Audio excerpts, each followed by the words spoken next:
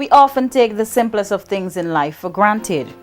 Walking, speaking, hearing. But for many, these so-called simple things take years to do, while others can never do them. Meet 5-year-old Kofi Rogers of Retrieve, Linden.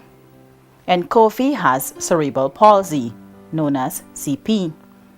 The disorder stems from injury to the brain or malformation before or during a baby's birth, or during the first 3 to 5 years of a child's life. It affects muscle tone, movement, and motor skills. Kofi's mother, Leslyn Rogers, detected signs that something was wrong when he was just 2 months old. Shortly after, a doctor in Linden diagnosed cerebral palsy. Well, he would sleep in and he would start shaking, his eyes would start turn up. This left side, his foot would start pull up and his arm would just like shaking. And then sometimes he make a loud sound or a loud noise, right? Sometimes he would cry after, sometimes he would get stiff. Her son's condition forces her to have to lift him everywhere she goes.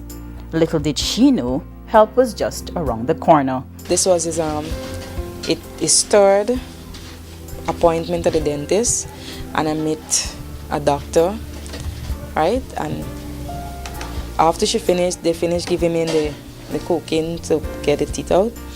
He stretched to go to her, she collect him, and she was walking around with him, and she saying, look, I get a baby, and so, and she like fall in love with him, and she took out a picture and sent it to a pastor, and she told me that they're going to get a chair for him. So eventually I did it. I injected the child and he held on to me like if I'm his mom, and I had him all the time until it was time for him to do the extraction. So I did it. Afterwards I went outside and Dr. Book, and she called me back. She said, Orange, come, can't you see if you can get a wheelchair for the child? I tell the mother to go down to Food for the Poor. But whilst I was sitting, somebody said, call Pastor Mark. So we were contacted by someone we've been working for with years, Mrs. Orinthia Robertson.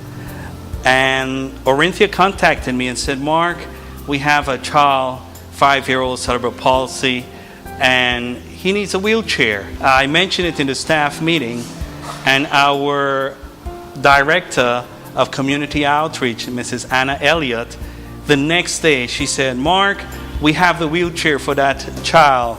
Faith is among the strongest of human thinking, and Leslie Nadie Rogers has proven to be the embodiment of faithfulness. I pray a lot for my son because as a young parent, right, with a child with this condition, sometimes it's be heartbreaking when you gotta sit down and watch him with a seizure, right? So it's be a little heart-rending. Sometimes I would cry, and then I sit down and say, I can't cry because God knows the reason why He gave this child to me. Leslie is happy that her son has benefited from the true love of humanity.